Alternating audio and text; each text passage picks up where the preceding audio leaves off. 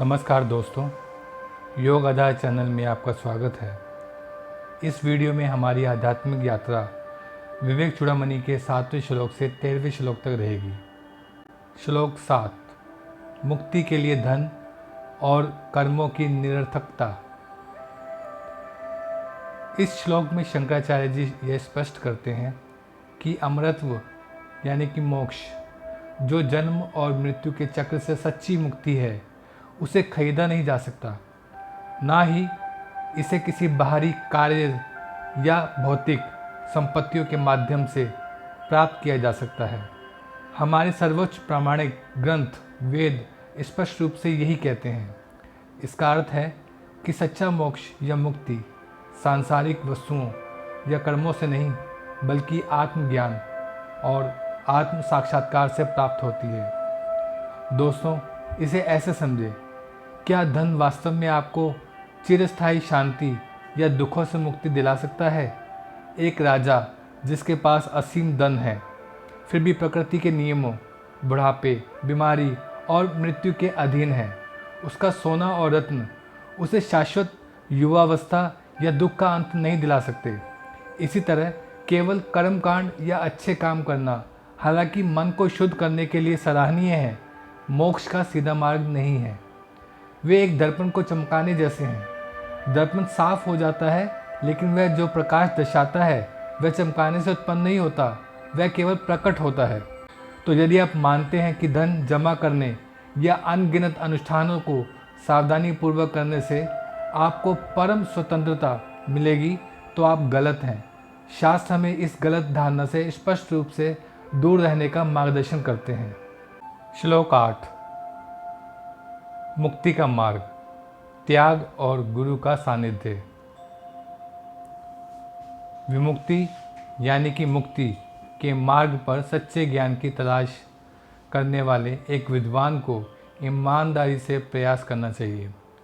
पहला कदम है बाहरी सुखों की इच्छाओं का त्याग करना। कल्पना करें एक रेगिस्तान में एक प्यासे व्यक्ति को।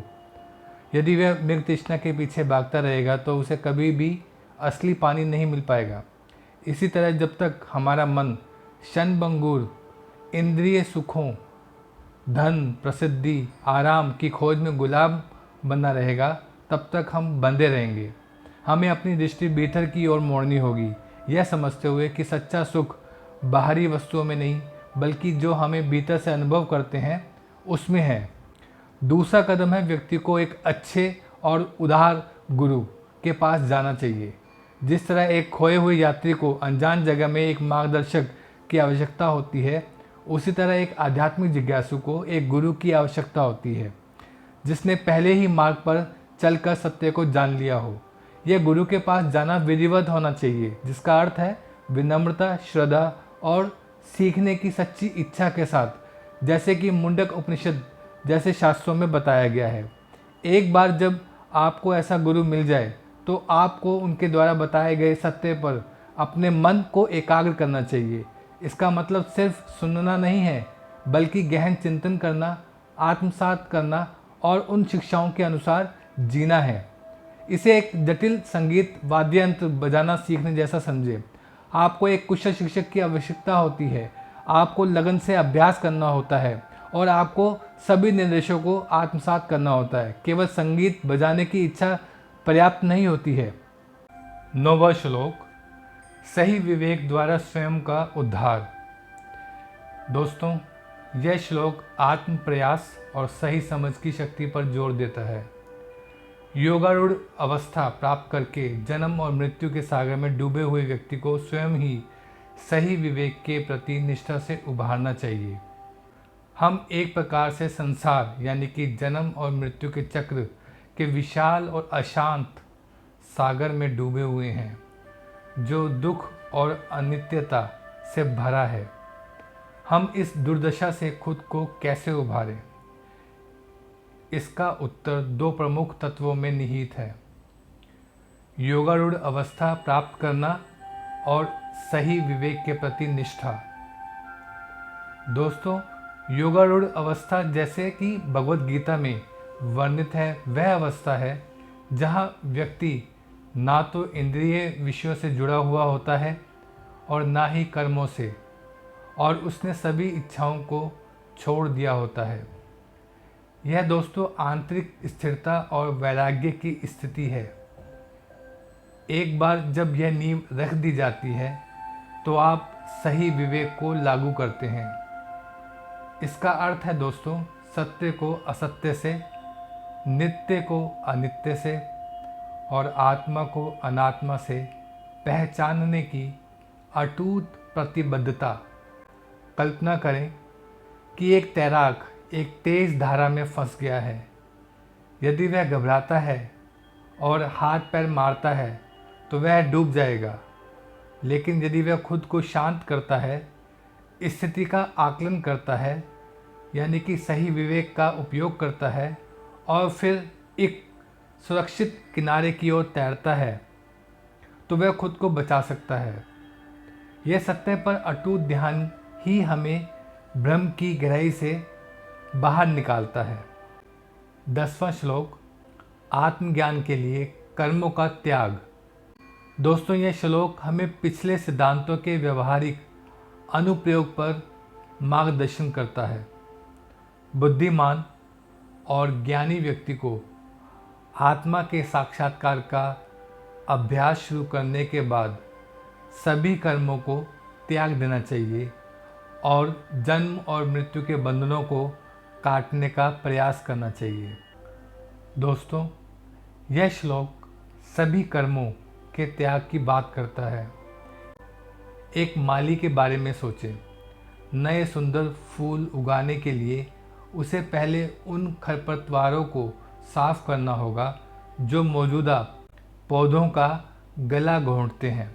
इसी तरह आत्म साक्षात्कार के फूल को विकसित करने के लिए हमें अपने मन के बगीचे से इच्छा प्रेरित कार्यों के खरपतवारों को हटाना होगा। 11वां श्लोक, कर्म का वास्तविक उद्देश्य। दोस्तों, यह श्लोक आध्यात्मिक यात्रा में कर्म की वास्तविक भूमिका को स्पष्ट करता है। कर्म मन की शुद्धि की ओर ले जाते हैं, ना कि सत्य की प्राप्ति की ओर। सत्य का साक्षात्कार विवेक से होता है, ना कि लाखों कर्मों से। यह एक गहरा उपदेश है मेरे दोस्तों। कर्म जब निस्वार्थता से और समर्पण की भावना से किए जाते हैं तो एक महत्वपूर्ण उद्देश्य की पूर्ति होती है। हालांकि श्लोक स्पष्ट रूप से कहता है कि कर्म सीधे सत्य की प्राप्ति की ओर नहीं ले जाते हैं। आप कितने भी लाखों कार्य क्यों ना करें, वे अपने आप में परम सत्य को प्रकट नहीं करेंगे। कल्पना कीजिए कि आप एक धूल भरे दर्पण में अपना प्रतिबिंब देखना चाहते हैं। दर्पण के चारों ओर घूमना आपको अपना प्रतिबिंब स्पष्ट रूप से देखने में मदद नहीं करेगा। आपको धूल पोंछनी होगी और तब प्रतिबिंब अपने आप यानी कि सत्य प्रकट हो जाएगा। 12वां श्लोक, सही समझ की शक्ति। यह श्लोक विवेक की शक्ति को दर्शाने के लिए एक सुंदर और शास्त्रीय उदाहरण प्रस्तुत करता है। पर्याप्त विचार से रस्सी के सत्य की दृढ़ता प्राप्त होती है, जो भ्रमित मन में उत्पन्न हुए बड़े सांप के भय और दुख को समाप्त करती है। यह प्रसिद्ध रस्सी सांप उपमा है। मंद प्रकाश में आप एक कुंडली मारे हुई रस्सी को एक खतरनाक सांप समझ सकते हैं। यह भ्रम तुरंत भय, चिंता और संकट को जन्म देता है। आप चिल्ला सकते हैं, भाग सकते हैं या उस पर हमला करने की कोशिश भी कर सकते हैं, लेकिन इस भय और पीड़ा को क्या दूर करता है? सांप को मारने की कोशिश करने से नहीं, ना ही उसे प्रार्थना अर्पित करने से, बल्कि केवल पर्याप्त विचार और रस्सी के सत्य की दृढ़ता से। एक बार आप प्रकाश डालते हैं या बस उसे करीब से देखते हैं तो आपको पता चलता है कि वह तो बस एक रस्सी ही थी। वह तुरंत गायब हो जाता है क्योंकि मूल कारण है गलत धारणा। इसी तरह हमारा सांसारिक भय, दुख और आसक्ति हमारे सच्चे स्वरूप और वास्तविकता के स्वरूप की एक मूलभूत गलत धारणा से उत्पन्न होते हैं। श्लोक 13, सत्य के निश्चय का सच्चा साधन। इस खंड का समापन करते हुए यह श्लोक विवेक के केंद्रीय विषय को पुष्ट करता है। सत्य का निश्चय, परम सत्य की दृढ़ समझ केवल बाहरी अभ्यासों से नहीं आती, यह ज्ञानी के लाभकारी उपदेश पर विचार करने से प्राप्त होती है। इसका अर्थ है प्रबुद्ध गुरुओं से प्राप्त गहन शिक्षाओं पर गहराई से चिंतन और विश्लेषण करना। यह श्लोक स्पष्ट रूप से कहता है कि यह निश्चय पवित्र जल में स्नान करने, ना दान देने, ना ही सैकड़ों प्राणायाम से प्राप्त होता है। हालांकि यह अभ्यास शरीर और मन को शुद्ध करने के लिए फायदेमंद हो सकते हैं, वे आत्म साक्षात्कार के सीधे साधन नहीं हैं।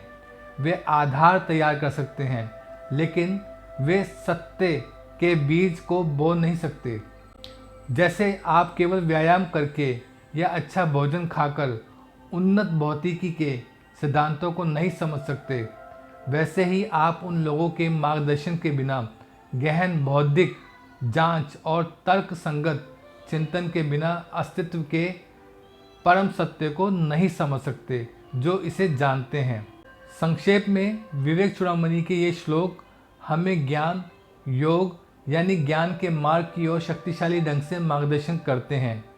वे इस बात पर जोर देते हैं कि मुक्ति बाहरी कार्यों या भौतिक संपत्तियों का परिणाम नहीं है, बल्कि यह इन बातों का परिणाम है: बाहरी सुखों की इच्छाओं का त्याग, एक सच्चे आत्मज्ञानी गुरु से मार्गदर्शन प्राप्त करना, आंतरिक स्थिरता विकसित करने में आत्म प्रयास, सत्य को असत्य से अलग करने वाले सही विवेक के प्रति अटूट निष्ठा, शुद्धि के लिए कर्म करना, ना कि उन्हें स्वयं में अंतिम लक्ष्य मानना।